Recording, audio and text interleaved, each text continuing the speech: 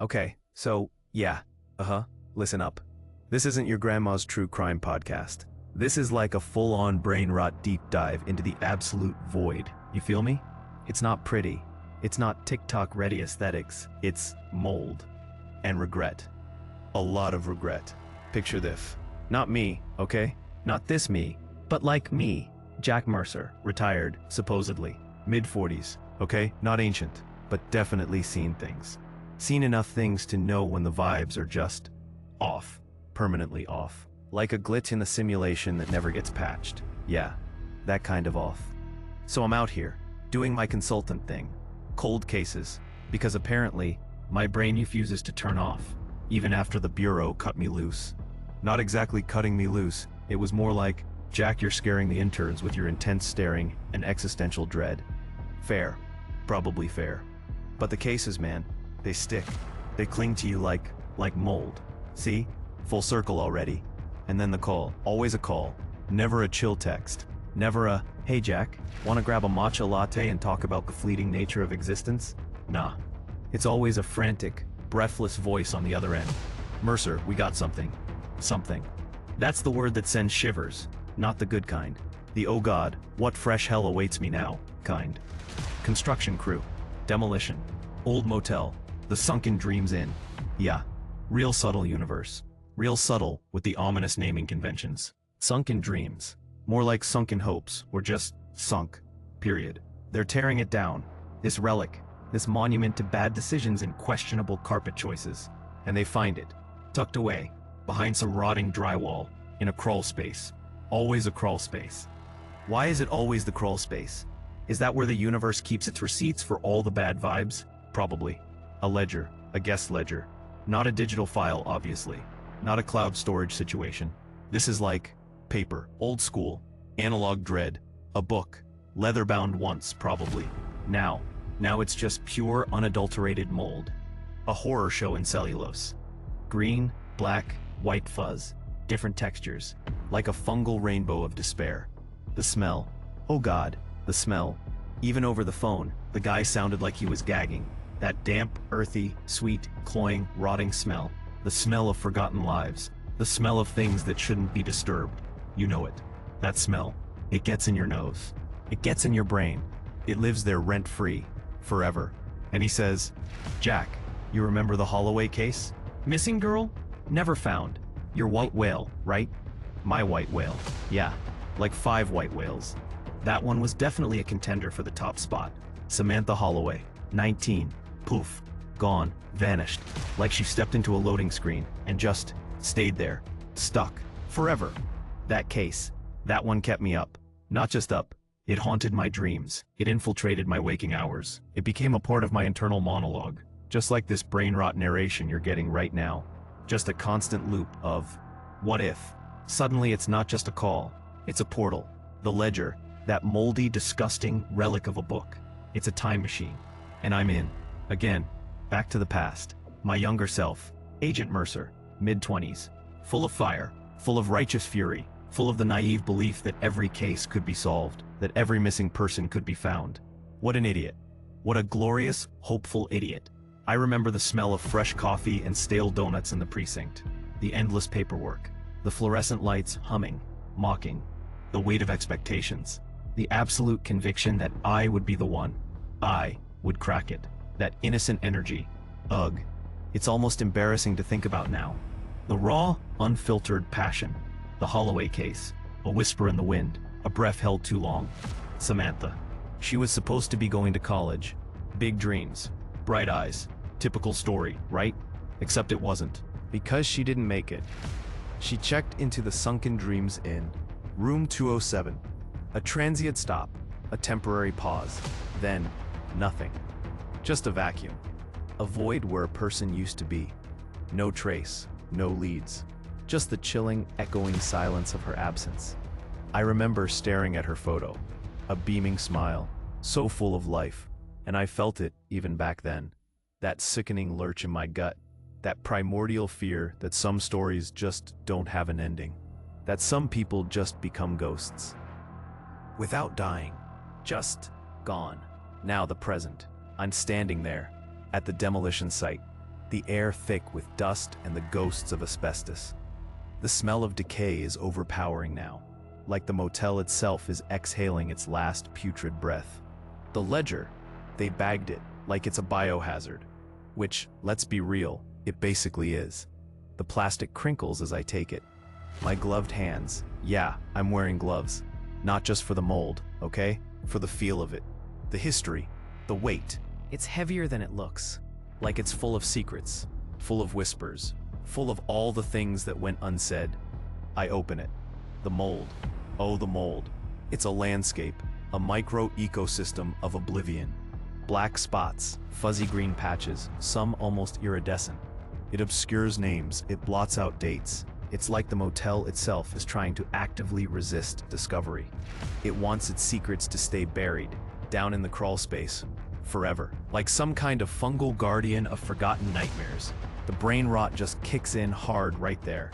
This is a living document of entropy, a testament to the slow, creeping horror of everything falling apart, everything decaying. And I start, page by page. My eyes, older eyes now, a little more tired, a little more jaded, but still sharp, still trained, scanning, searching, trying to piece together the fragments through the fungal forest. It's like trying to read a scroll found at the bottom of the ocean. Each word a treasure, each smear a tragedy. Okay, so, I mumble, to myself, or to the universe, who knows. Room 101, John Smith. Classic, always a John Smith.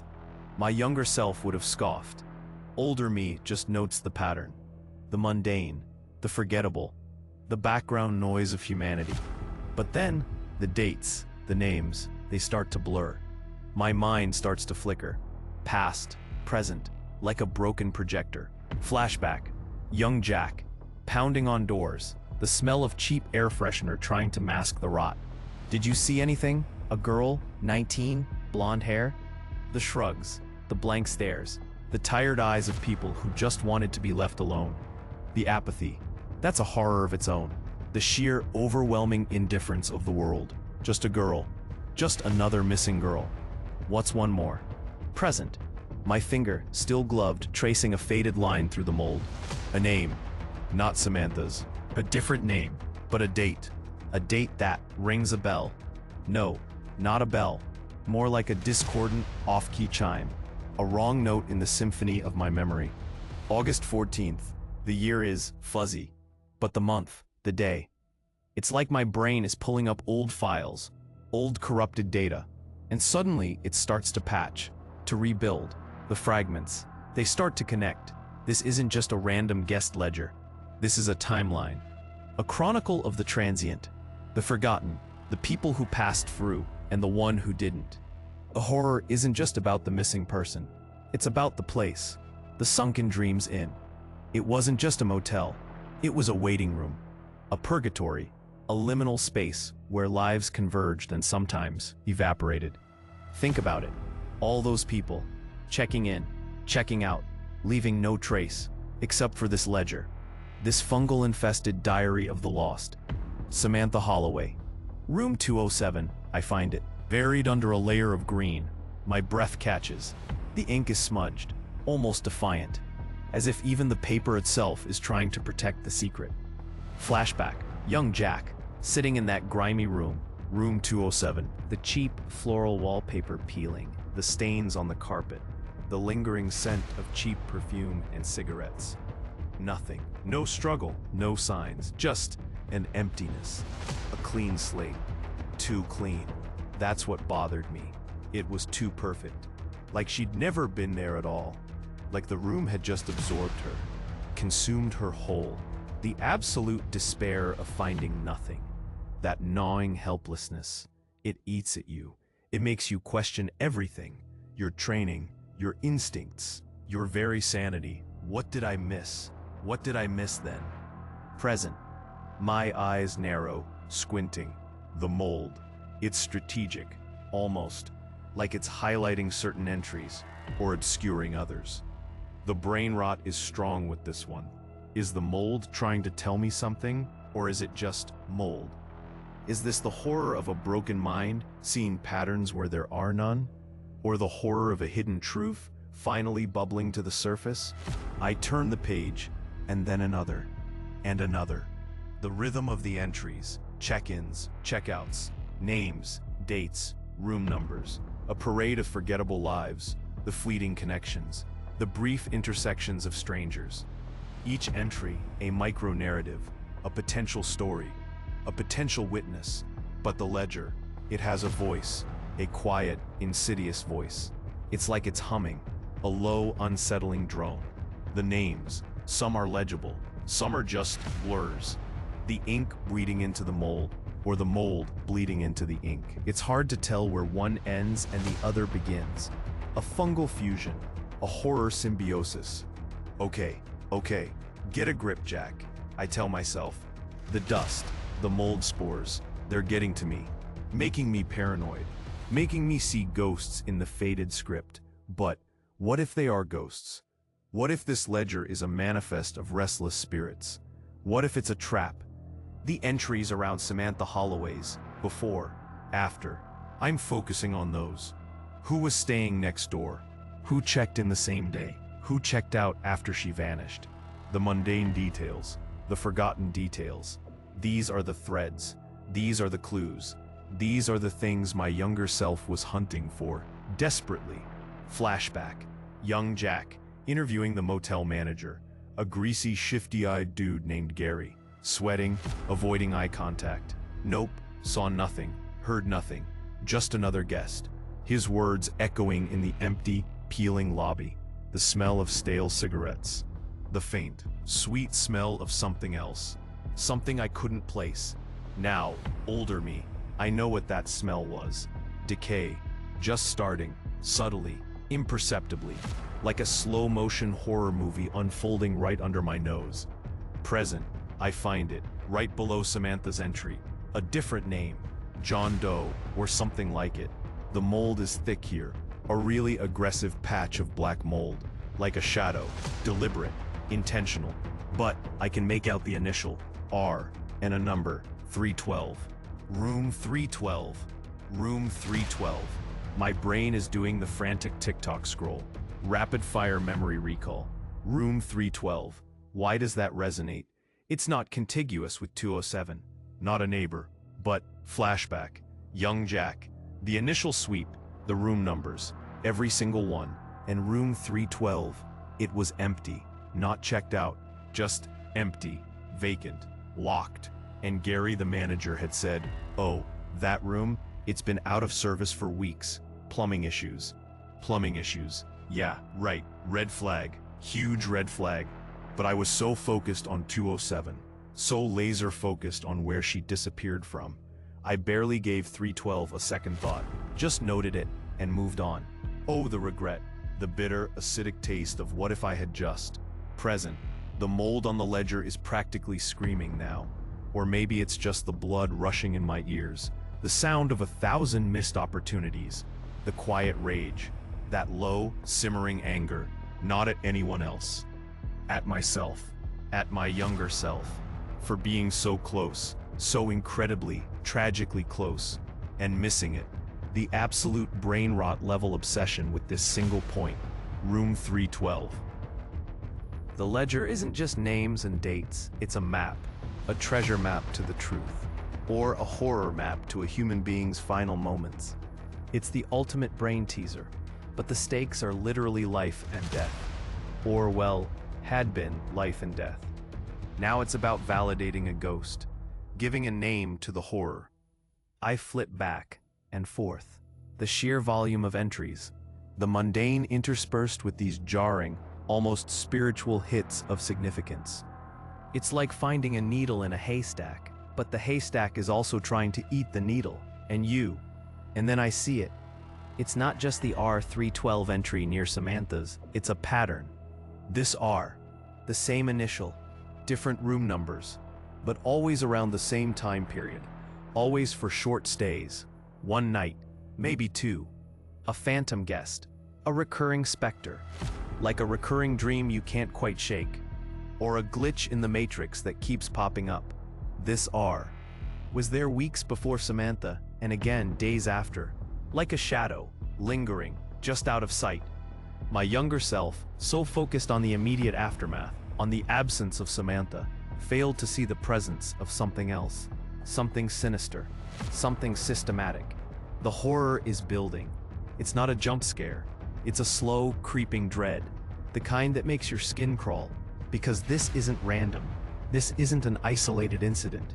This is calculated. This is methodical.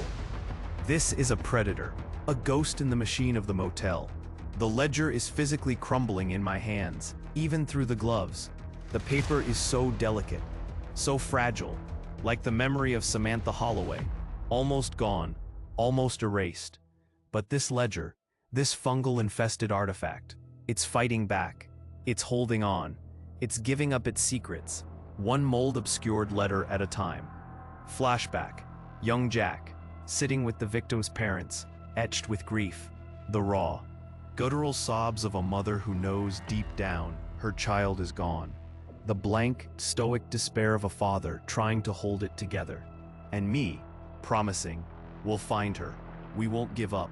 The weight of that promise, the crushing weight of unfulfilled hope, the absolute horror of a parent's living nightmare. That's a different kind of horror, a more profound, agonizing kind. Present, the anger flares, hot and sharp, like a knife twisting in my gut, because I did give up, not intentionally, not maliciously, but the trail went cold, the leads dried up, the resources shifted, and the file, it got relegated to a box in a warehouse under 1,000 other boxes. A person reduced to a file, reduced to a box, reduced to a memory that slowly fades. That's the ultimate horror, isn't it? To be forgotten, to just cease to exist, even when your body is still out there somewhere. This R, I need to know. I need to know. The mold is covering the last name, but the initial, R, my younger self. Did I ever cross-reference the names? Did I ever look for patterns? Probably. But maybe the mold was already working its magic, even then, obscuring, confusing, misdirecting. I'm hyper-focusing now. The entire world outside this dusty, moldy ledger has faded away. It's just me, and the book, and the ghosts. The sheer overwhelming sensory input of this artifact. The texture of the page, fragile like old skin. The faint, sweet sick smell of decay and forgotten stories. The colors of the mold, like alien fungi growing on a forgotten world. This is not just a ledger. This is a relic, a cursed object, a portal. My finger moves, skimming the dates, the names, the sheer number of transient souls, like a constant conveyor belt of humanity. And then, I see it, an address, for one of the R entries. Just a fleeting glimpse, barely legible, but it's there. A partial address, a street name from the same town. This town. Flashback. Young Jack, driving through the quiet, unassuming streets of this very town. Looking for clues, knocking on doors, the quaint houses, the manicured lawns, the deceptive calm of suburbia. The kind of place where nothing bad ever happens. Except it does. It always does. And I was driving right past it. Right past the source, the lair, the den. And I didn't even know it. The profound, stomach-dropping realization of proximity. Present. My breath is shallow. My heart is thrumming. The regret is a physical weight now. It's pressing down on me, choking me. How could I have been so blind? So consumed by the chaos that I missed the insidious pattern? The quiet, methodical horror lurking in plain sight? This R, it wasn't just a guest. It was the architect of oblivion, the harvester of human lives. And the motel, the sunken dreams in? It wasn't just a motel. It was their hunting ground, their stage, their abattoir. The horror is existential. It's not just a person missing. It's the systemic, almost ritualistic nature of it. The casual erasure, the pure, cold calculation of taking a life, and then just moving on to the next transient, to the next forgotten face. The ledger, it continues, beyond Samantha. The R continues, disappearing and reappearing, like a shadow playing hide and seek. But the dates eventually stop, abruptly, like the hunt ended, or shifted, or they found a new hunting ground, a new sunken dreams in, somewhere else. I can almost feel the presence of the R now. A chill that has nothing to do with the cool air of the demolition site. A cold, alien sensation, like something has brushed against my soul. The ledger isn't just a book of names. It's a psychometric object. It's soaked in the energy of what happened. It's screaming, silently.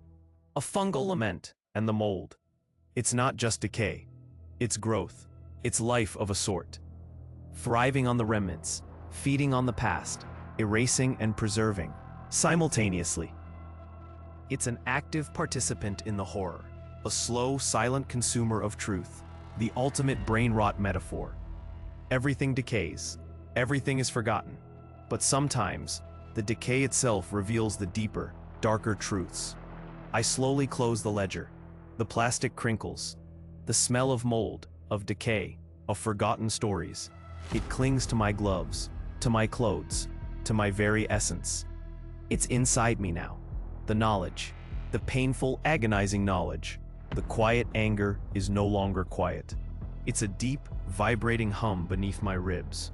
A low, guttural growl that only I can hear. The regret. It's a constant companion, a shadow always at my heel. The what-ifs are a chorus, a torment.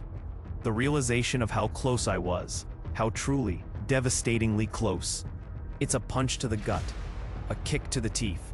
The younger me, he was there. He was on the edge. But he didn't see the full picture, the larger pattern. The methodical horror that transcended a single missing girl. And now, all these years later, this moldy ledger, this accidental archaeological find, it's laid it all bare. The truth.